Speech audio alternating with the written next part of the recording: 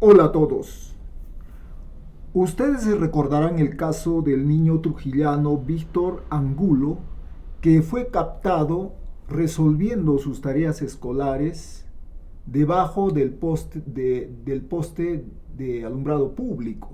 Su caso fue mundialmente famoso y fue emitido por la cadena de noticias Telemundo. A consecuencia de eso llegó un empresario árabe para ayudar al niño económicamente. Tirado en la acera, de noche, este niño intenta acomodarse mejor para iluminar su cuaderno y completar así su tarea. Y lo hace bajo este poste eléctrico porque en su casa no tienen luz. Las cámaras de seguridad de la Municipalidad de Moche, en Trujillo, lograron captar estas imágenes. Su nombre es Víctor Angulo, un estudiante de primaria cuya familia vive en condiciones precarias, donde los servicios básicos aquí son un lujo. Pero su esmero por estudiar cautivó a todo Perú y trascendió fronteras. Su historia llegó por las redes en Arabia Saudita y en el Reino de Bahrein, donde le robó el corazón a un empresario árabe millonario. El filántropo tardó un mes en localizar al niño y cuando finalmente llegó a Perú, se fue a la escuela para hacer una generosa donación. Bueno, esto en Finlandia jamás ocurriría. ¿Por qué? Porque Finlandia ha logrado una educación igual para todos, una educación que no hace distingos entre escuelas privadas y escuelas públicas, porque en Finlandia no existe las escuelas privadas. Ricos y pobres van a las mismas escuelas. ¿Por qué en el Perú se da este caso de que un niño tenga que estudiar iluminado con la luz de un poste de alumbrado público? Porque ese niño es tan pobre que prácticamente no tiene alumbrado eléctrico dentro de su casa. Pero eso no es un caso aislado, eso es el problema de cientos de miles de niños que viven en zonas altoandinas y que a falta de luz tienen que estudiar alumbrados con una vela, y en la mayoría de casos ni siquiera eso. Mientras los niños, digamos, de hogares ricos, prácticamente tienen todas las facilidades, ¿no?, para poder estudiar. Ellos no tienen esas limitaciones. Entonces, esta situación, digamos, de que los niños pobres y los niños ricos no tienen, digamos, las mismas oportunidades, porque los niños ricos siempre van a tener mejores oportunidades y los niños pobres van a tener las peores oportunidades. Por eso que la mayoría de niños que vienen de hogares pobres académicamente no son competitivos, no porque no sean inteligentes, sino porque prácticamente llegaron tarde al reparto de las oportunidades, ¿no? Al respecto, la periodista de Exitosa Noticias, Karina Novoa, hizo el papelón al entrevistar al profesor Cadillo, encargado del área educativa de Perú Libre.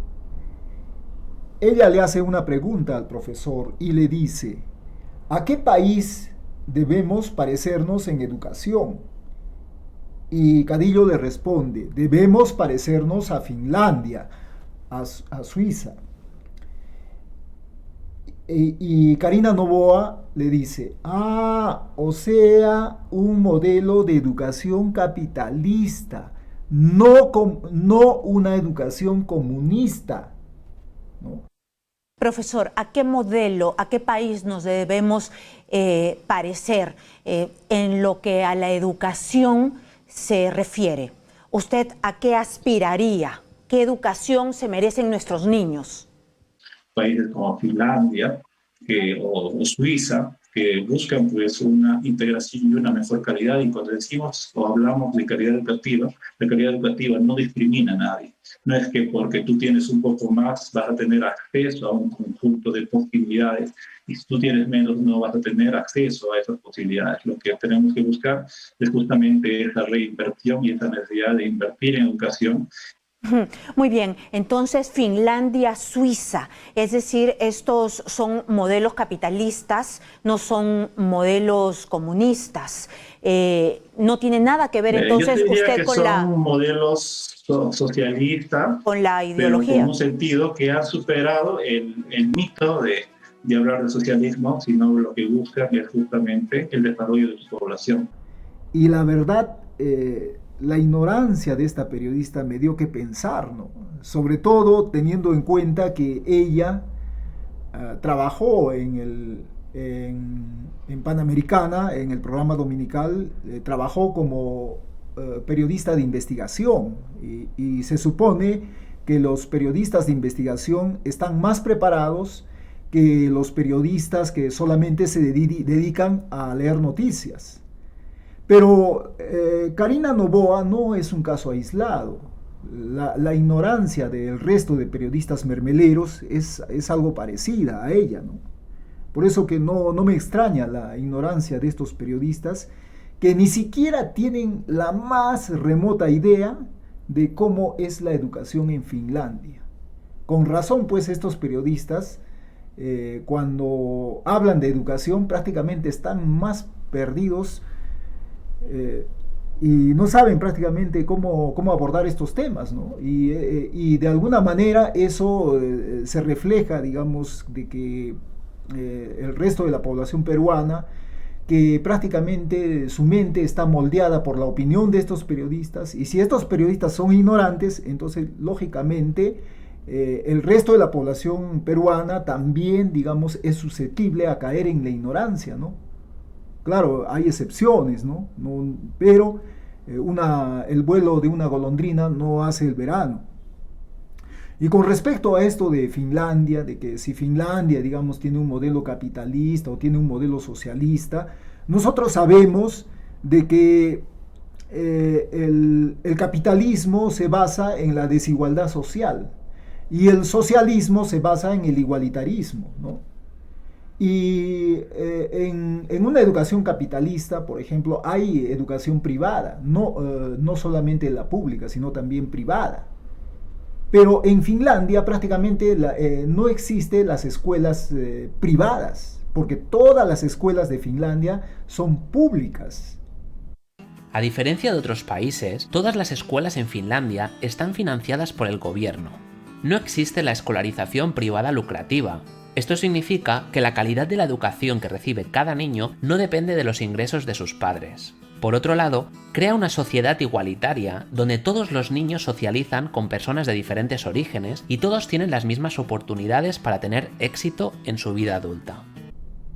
Porque en Finlandia han optado, digamos, por este modelo, digamos que es un modelo que es una característica de una educación socialista.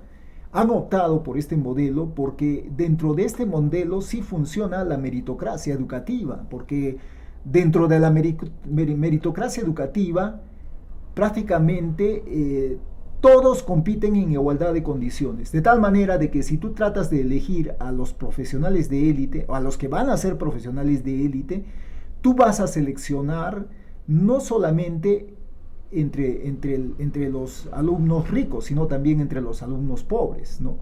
Y como los dos han tenido la misma educación, entonces tanto el rico como el pobre van a tener las mismas oportunidades de ser profesionales de élite, lo que no sucede acá en el Perú, porque acá en el Perú los únicos que llegan a ser altos profesionales son aquellos que han estudiado digamos, en colegios exclusivos, en colegios carísimos, ¿no? Mayormente, digamos, en Lima, ¿no? En Lima la Moderna. Y por eso que sabemos de que todos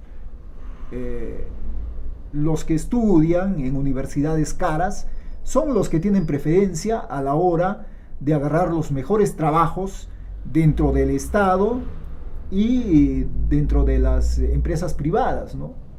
Pero toda esta situación que yo estoy comentando no es el resultado de un proceso meritocrático. Y si quieren saber un poco más del tema, les recomiendo que vean un video que yo ya colgué que titula Estado peruano no solo corrupto, sino también incompetente, ¿no?